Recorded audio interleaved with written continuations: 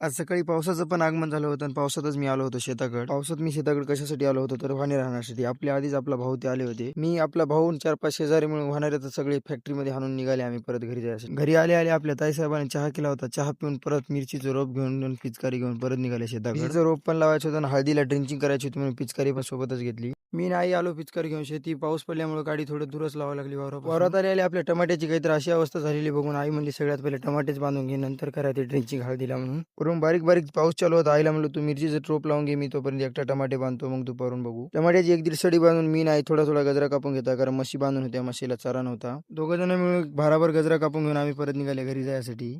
चारा घेऊन घरी आलो तर ताईने आपल्या म्हशीला पाणी वगैरे पाजलं होतं. फक्त चारा टाकून परत शेताकडे निघाले आम्ही. तर आपल्यासोबत आपली आई बिन ताई पण येणार होती. आता ताई कशासाठी आली तर ताईला टमाटा बांधायचा होता. मी हळदीला ड्रिंचिंग करावं म्हणलो होतो. पण आल्या ताईचा आपल्या दुसऱ्याच दिमाग चालला. म्हणली दोघं जण मिळून बांधूत मग दोघं पण ड्रिंचिंग करू. आपल्या ताई साहेबाच्या शब्दाचा मान ठेवून मग दोघं पण लागल्या कामाला. एक अर्ध्या तासामध्ये तरी एक सरी बंद झाली होती. राहिली होती एक सरी ते नंतर बांधत म्हणल्या. व्हिडिओ काढायच्या नादात मागं राहिलो होतो. आपली ताई विहिरीवर पहिलेच गेली होती. मी येण्याच्याच पहिले आपल्या ताईने औषध वगैरे काढून घेतली होती. ताई साहेबांना औषध तर काढून ठेवलं होतं. मग लगेच औषध वगैरे टाकून लागलो मी माझ्या कामाला. फक्त आपल्या हळदीला पहिलं खतच टाकलेलं आहे. एक पर पण ड्रिंचिंग केली नाही म्हणून एक पहिली ड्रिंचिंग होती आपल्या हळदीची. दिवसभरात तर हळदीच्या एक 8-9 टाक्या ड्रिंचिंग करणं झाल्या होत्या. मग उरलेला आपल्या मिरचीला आणि वांग्याला आणि टमाट्याला सोडा. औषध का जास्त उरलं नव्हतं. 1-2 टाक्याच उरल्या होत्या. तेवढे एक वांग्याला आणि मिरचीला तेवढंच झालं. टमाट्याला तर काय सोडणं झालं नाही. माझ्याकडे औषध पण सोडणं झालं होतं. ताई इकडे अर्धी सरी बांधली पण होती आणि आपली आई खाली चारा घेऊ लागली. आपल्याला पिचकारीला पाणी टाकत टाकत आपल्या आईने भाराभर चारा घेतला होता. म्हशीची तर चाऱ्याची सोय झाली. मग चारा घेऊन निघालो आपल्या गाडीकडे. आपल्या गाडीवर व्यवस्थितरित्या चारा वगैरे बांधून घेतला आणि निघाले परत आम्ही घरी जायसाठी. दररोजच्या परत आज लवकरच घरला चल्या होत्या. तर पब्लिक आजचा ब्लॉग इथेच संपला. भेटू नेक्स्ट ब्लॉग मध्ये.